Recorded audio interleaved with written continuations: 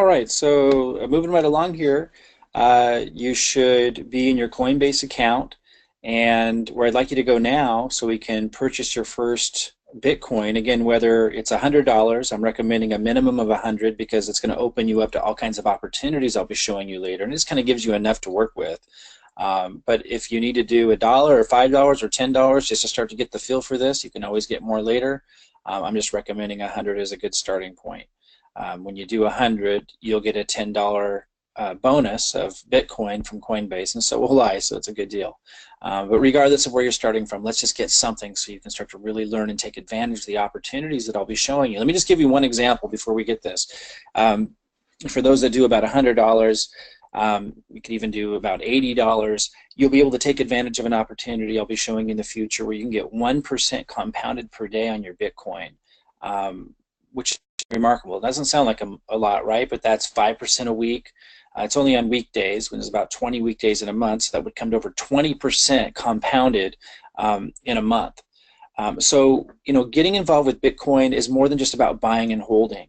It opens up a whole new world of opportunities. And the one I just shared with you where you're getting 1% return compounded a day, 20% a month, 40% in 2 months, huge returns. That's just one of so many different opportunities I'll be showing you. So that's why I encourage you to start with like 100, or you could do about 80 US dollars in Bitcoin. But you don't have to. If you want to start with something much smaller, you certainly can. But let's just keep moving forward so you can take advantage of the opportunities in this new world as you learn and go forward. So let's take this next step. Go to Buy Sell, which is right here. Look at my mouse. Click on the Buy Sell. And it's going to say Payment Method Required. You'll need to add a source of funds before you can buy. You can either make a deposit into your fiat wallet or add a new payment method. So we'll just click Add a New Payment Method. And we can do bank wires, or we can click Add Payment Method here. I don't suggest payment wires. I would suggest doing Add Payment Method. And you could choose PayPal, which is, when you connect that up, it's going to allow you to sell, although it doesn't appear to allow you to buy currency. Let me click on that. I didn't do PayPal. Let me look. Yeah, so they often, let me just show you this real quick. You might come across a time where the site's asking you to confirm who you are because they want to secure you. In your funds. So they might ask for you to upload a driver's license or something like that, or a photo ID of some kind. Don't worry about that, though. You usually are able to go pretty far into this process and not even necessarily have to do that when you just have low funds in there. But a point may come where it may ask you to upload that. Let's not do that now, unless you come across it with the choices that you make with connecting these things. Bank account. Now this takes 4 to 5 days. If you hook up your bank account, it'll take 4 or 5 days when you make a purchase for that to process, because banks are slow.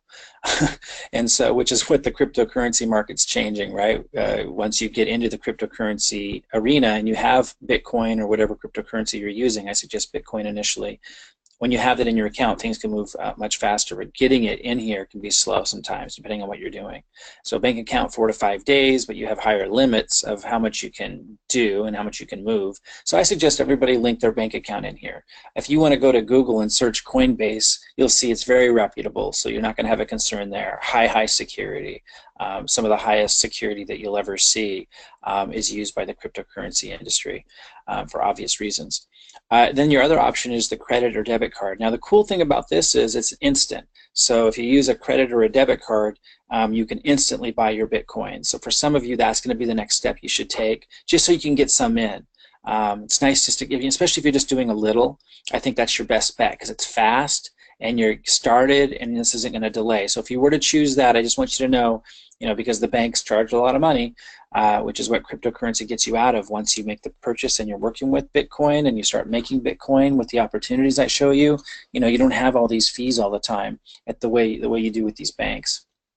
But this says, please note that we only accept Visa, MasterCard, and charge so you can't use American Express or something like that. Visa or MasterCard, and there's a 3.99% fee. So for a lot of you, if you're doing like $100 or less, or even like $500 or less, this may be a viable option. With the opportunities that I'll be showing you, that's a small percentage to pay for to get in and get started right away. So for those of you that have a Visa or MasterCard and you're doing something like $500 or less, that would be my recommendation so it moves quickly. Because I'd like to show you the opportunities that are available and have you be able to start taking advantage of those and making a really significant return as soon as tomorrow if you choose this option, at least to be able to get involved. But I also suggest that you do set up a bank account at some point. I did. So even though it's slower, it has lower fees. So for example, you would choose your bank. I chose Chase. You would enter your username and password of your bank account. And it, again, this is the highest level technology. It will communicate with your bank and know everything it needs to know to be able to connect the bank to your Coinbase account. Once you do that, you're going to have lower fees. I think it's 1.99% when you choose the connecting your bank account. But go ahead and choose the option that's best for you. For most of you, if you're doing something under $500, certainly under $100, I would do credit debit card. You can buy instantly and get started and follow along quickly with the opportunities I'm showing you. But I would also recommend connecting up a bank account if you want to, in the future, do larger purchases of Bitcoin when the time is right. Okay, I'll see you in the next video. Go ahead and take the step, choose your payment method, and I'll see you in a moment.